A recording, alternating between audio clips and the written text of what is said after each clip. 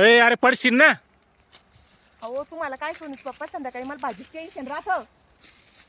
तर ही सोनूची मम्मी शेंगा तोड राहिली पा आणि हे तो बापान शिकलं तुला ती शेंडावरून घे ना काडीचा बूड खालून घे. असं राहतं का? कसं राहतं मग?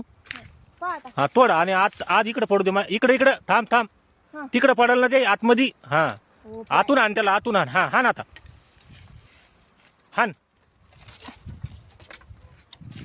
हा शेवग्याच्या शेंगा घेणं लावल्या मंडळी.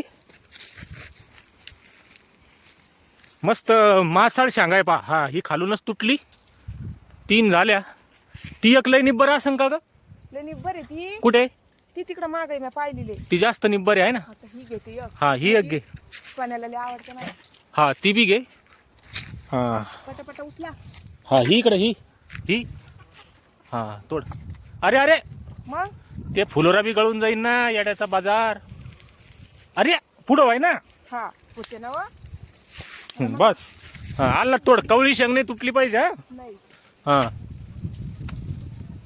तुझी बची ताकद पण आहे. हा पडली. बस झालं का? हा धर. ती एक दिवसच राहिली ती. कुठे? ती. ती जाऊ दे. तिला पोलिओ होईल. अच्छा.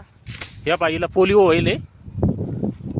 मागून जे येतं जाड आहे आणि पुढून बारीक आहे. बस झालं सोनूच पप्पा. इतकं टेन्शन राहतं मला भाजीचं. झाली बाई भाजी. तर बाईच्या जातीला लय टेन्शन राहतं. दिवसभर टेन्शन, संध्याकाळी काय भाजी करू आणि रातभर टेन्शन, सकाळी काय भाजी करू.